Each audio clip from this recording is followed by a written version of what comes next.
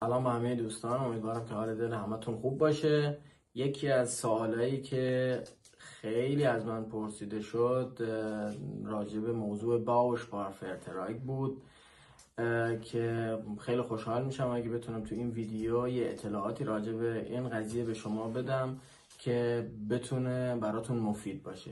و حتما مثل دفعه قبلم اگه سوالی بود در انتها میتونید بازم برام بنویسید و من سعی میکنم که تمام موضوع تکمیلیشو باز خدمتتون ارائه بدم.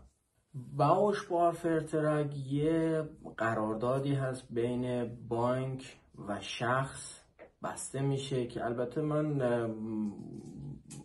تو سالایی که ایران بودم همچی چیزی رو ندیده بودم، یا شاید من تجربه نکردم ولی من ندیده بودم همچین مشابه همچین فعالیتی رو من ندیده بودم. عرض کنم خدمتتون که باوشبار-فرتراگ یه قرارداد هست که مدت زمانش معمولا بین 7 تا 8 سال هستش. یعنی یه شخص یه قرارداد با بانک میبنده. همه بانک ها هم معمولا این رو دارن، مخصوصا بانک های بسیار شناخته شده و مشخص مثل اشتاد شپارکاسه یا فولکس بانک یا اشپاردا بانک. معمولا همه اینا این قراردادها رو دارن و این قرارداد حالا چجوری بسته میشه و داستانش چی هست و به کجا قرار ختم بشه و این روندش چجوری هست و حالا براتون باز کاملتر این قضیه رو باز میکنم. خب در وهله اول باید نگاه کنیم ببینیم باوشبار-فرتراگ به درد چه کسانی میخوره. اولین کسایی که بیشتر به دردشون میخوره کسایی هستن که هدف دارن توی چند سال آینده صاحب خونه بشن، یعنی بخوان یه قرارداد رو ببندن و هدف دارن که چند سال آینده یک خونه بخرن، یه ملکی رو بخرن و نیاز به یه پول پسنداز دارن یا همون آیگین کاپیتال دارن که این میتونه بهشون کمک کنه. دومین دسته کسایی هستن که مالک هستن و میخوان این قرارداد رو ببندن و این مبلغ رو پرداخت کنن مثلا برای چند سال آینده که اگر یه نیاز به یه تعمیراتی داشته باشه خونشون یا هزینه هایی بیاد، چون بعضی از هزینه ها واقعا سنگین هستن، این مبلغ میتونه چند سال آینده کمکشون کنه. مثلا یه شخصی هست امروز یه خونه رو خریده و میدونه که مثلا توی 10 سال آینده باید مثلا سقف خونه رو نو کنه. خب سقف خونه هزینهش بالاست، امروز بهتره که یه همچین قراردادی رو ببنده که تا 10 سال آینده اینو داشته باشه که بتونه اون موقع این پولو بگیره و اون هزینه رو پرداخت کنه.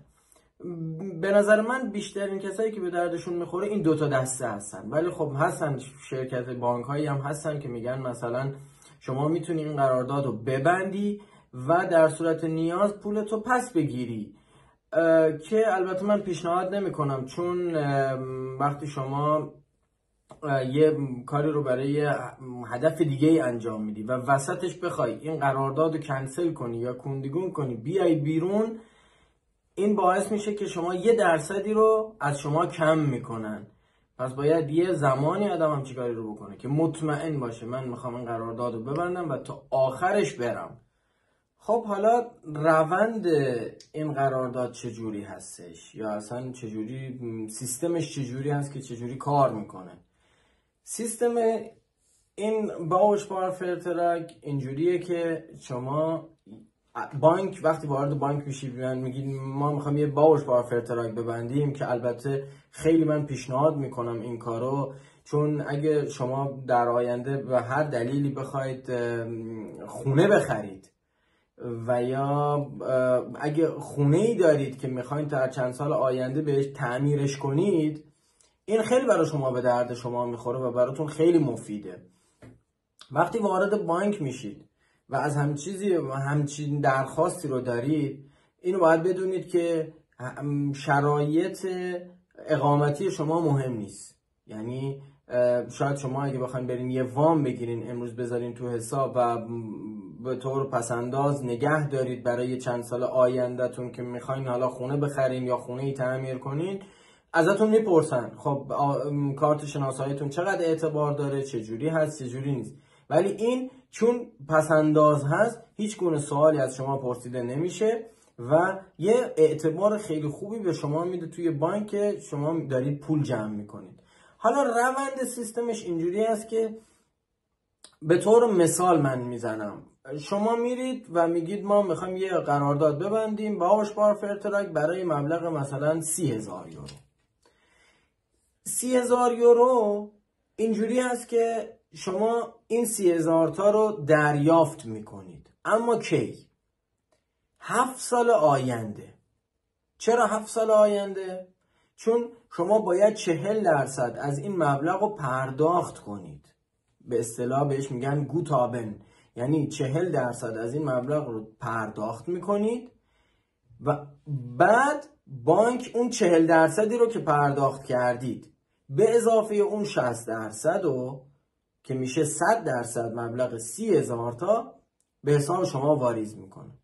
حالا تفاوت، یعنی سیستمش اینجوری است که شما 7 سال ماهیانه مثلا 150 یورو پرداخت میکنید، میشه سالیانه 1800 یورو.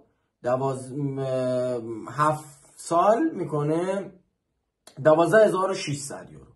خب هولوش 40% رو پرداخت کردید. اون زمان شما 30,000 یورو واریز میشه به حساب شما. بانک به شما تماس میگیره که بله این باشبارتون به اون نقطه رسیده.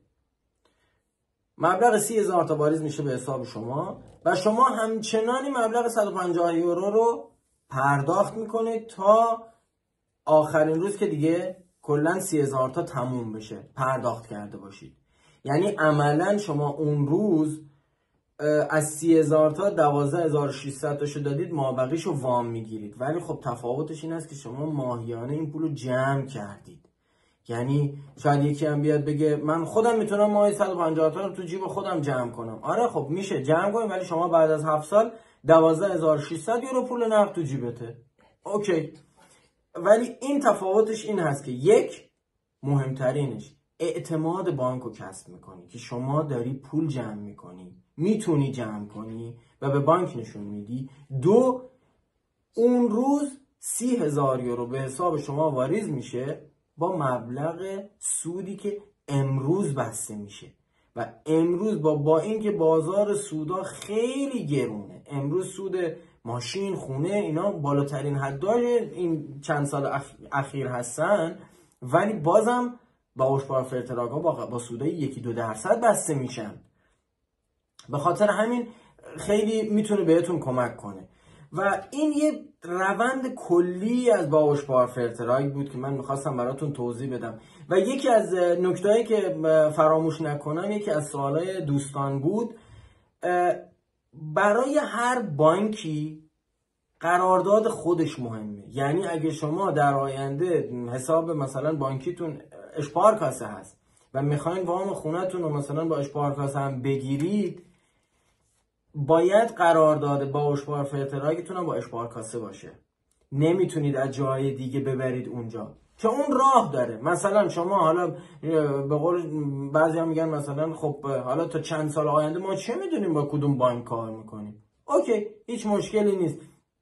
شما مهم اینه که استارت بزنید، از هر بانکی که دوست دارید با هر بانکی که الان کار میکنید قرارداد میبندید. اون روز اون مدارک باشبارتون رو میبرید تو هر بانک دیگه‌ای که میخواین وام خونه بگیرید. اون بنده خدا نگاه میکنه، میگه اوکی الان مثلا ما سال 6 هستیم، شما هولوشن 11,000 یورو تو حسابته. خب این 11,000 تا یه چیز مشخصه، اون بنده خدا میبینه که شما دارید. خب هم میبینه و هم اگه لازم باشه بهتون بگه مثلا من باید شما این پول تو حسابت باشه، یا من قبول ندارم شما باید حتما اینو بیاری اینجا تو این حساب. شما اون لحظه است که میتونی اون قرارداد رو کنسل کنی. حالا 1% درسته کم میشه و واریز میشه به حساب شما. خب اون موقع یه ضرر آدم میکنه، بالاخره شاید 1% از اون مبلغ سوخت بره، ولی خب اون لحظه شما باید نگاه کنید توی یه موقعیتی هستید که حتما دارین یه معامله خیلی خوب انجام میدید و یه خونه خیلی خوب پیدا کردین دارین میخرین، بانک هم بهتون نمیده، تنها بانکی که بهتون میده مثلا فولکس بانک هست. خب قراردادتون اشبارکاسه است، اونو کنسل میکنید، بالاخره یه مقدار آدم ضرر میکنه، خب در ازاش داره یه چیز دیگه ای رو به دست میاره. یعنی اینم باید آدم ببینه. این بود یه صحبتی راجع به روند باوشپارفرتراگ.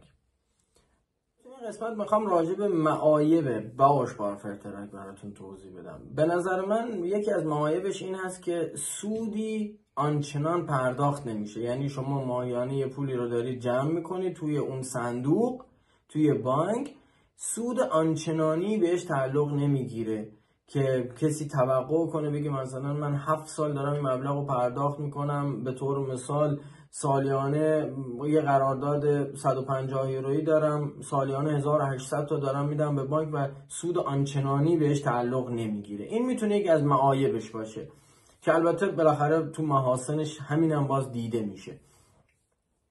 یا یکی از دیگه معایبش این است که یه هزینه اولیه داره، به اصطلاح خودمون کارمزد داره که حالا اون مبلغش خیلی زیاد نیست، شاید مثلا برای یه قرارداد 30,000 تایی هولوش 200 یورو باشه، ولی خب این هم هزینه است. هزینه هم است که اول کار نیاز نیست پرداخت کنید، این هم تو همون صندوقه لحظه اول شما قراردادی که می‌نویسین 200 یورو بدهکار هستین که بعد به ماهیانه که پرداخت میکنین بانک اول بدهیشو برمیداره، طلبشو برمیداره و بعد توی اون صندوق پول شما جمع میشه.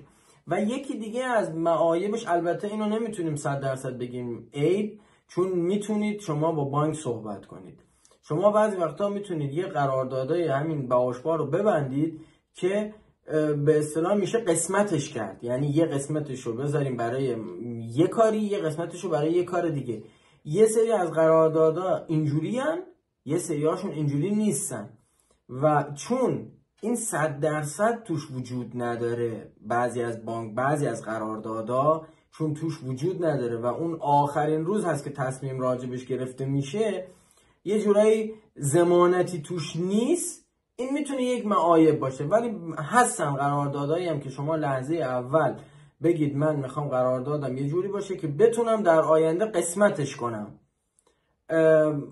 هستن قراردادایی که میشه بسته شد اینجوری. حالا به طور مثال بخوام براتون میگم این قسمت کردن قرارداد یعنی چی؟ یعنی به طور مثال شما میرید یه قرارداد میبندید باوشپارفرتراگ برای مبلغ مثلا 100,000 یورو. خب توی 7 سالم دارین پرداخت میکنین، 8 سالم دارین پرداخت میکنین، موعدش که رسید میرید بانک میگید من همزمان میخوام 2 تا کار انجام بدم. مثلا میگید میخوام یه دونه خونه دارم، میخوام سقفشو تعمیر کنم، 50,000 یورو لازم دارم از این 100 تا، و همزمان میخوام یه خونه دیگه بخرم، نیاز به پول اولیه دارم یا همون واژه آیگن کاپیتال، 50 تاشم برای اون کار لازم دارم. اینو بانک میاد بهتون میده، میگه اوکی 50 تاش برای اینجا، 50 تاش برای اونجا. ولی چون بعضی از قراردادها همچی موقعیتی رو ندارن، این یکی از معایب اون قراردادها میتونه باشه. یعنی یه چیزایی هست که باید میتونید وقتی شما با هدف میرید جلو برای چند سال آینده و میدونید چند سال آینده میخواین چیکار کنید، اینو باید بهش امروز دقت کنید که چند سال دیگه واقعا راحت باشید. خب حالا میخوام بهتون راجع به محاسن این قضیه باوشپارفرتراگ توضیح بدم. مهمترین حسنش این هست که به نظر من مهمترین حسنش این هست که شما نشون میدید به بانک که میتونید پول جمع کنید. این خیلی نکته خیلی مهم و مفیدی است برای کسایی که میخوان تو چند سال آینده خونه بخرن. شما میتونید به بانک نشون بدی که من دارم پول جمع میکنم، من زیر نظر شما دارم این کار رو انجام میدم، ماهیانه به طور منظم و مرتب دارم پول جمع میکنم. یه نکته دیگهش این هست که شما اون مبلغ وامی رو که بر اساسش دارید قرارداد باوشپارفرتراگ میبندی، سودش امروز مشخصه. یعنی شما امروز مثل این میمونه که شما امروز یه وامی رو میگیری، وامت امروز بهت واریز نمیشه، 7 سال آینده واریز میشه. تا 7 سال آینده معلوم نیست سودا چقدر باشه، ولی شما به سودی که امروز قراردادو میبندید وام میگیرید. یعنی ما اگه امروز بریم توی بانک بگیم وام میخوایم، شاید زیر 6% دیگه وامی وجود نداره اصلا. ولی امروز شاید اگه شما یه باوش بار فرتراک ببندید با سود 2% برای شما میبندن. خب این خیلی نکته مهمیه که شما امروز توی این بازار گرون از سود شما میرید یه قرارداد میبندید با سود 2%. 7 سال دیگه شاید 7 سال دیگه راحت سودا به 10% رسیده باشه، ولی 7 سال دیگه شما این مبلغ رو با سود 2% دریافت میکنید که این خیلی نکته مهمیه و به نظر من یک بهترین حسنش همینه. حالا یه سری چیزای دیگه هم داره، مثلا به اصطلاح از اشتات یه چیزی هست بهش میگن که اشتاتliche Förderung. شما سالیانه، کسایی که این قرارداد دارن سالیانه به همون مسئول کسی که براشون باوش بار فرتراک بسته بهشون بگن، یه فرم هست بهشون میدن، مشخصاتشون رو پر میکنن، میفرستن میره و اشتات یه مبلغی رو خودش واریز میکنه به همین صندوقی که شما دارین پول جمع میکنید. حالا شاید مبلغش زیاد نباشه، نمیدونم بکنم برای هر شخصی 40 اورو یه هم چیزایی پرداخت میکنن سالیانه، دقیقشو نمیدونم، ولی میدونم که همچی چیزی هست و پرداخت میشه. این هم یه دونه از نکته‌های دیگه شد. یه نکته دیگه که وجود داره، کسایی که کار میکنن معمولاً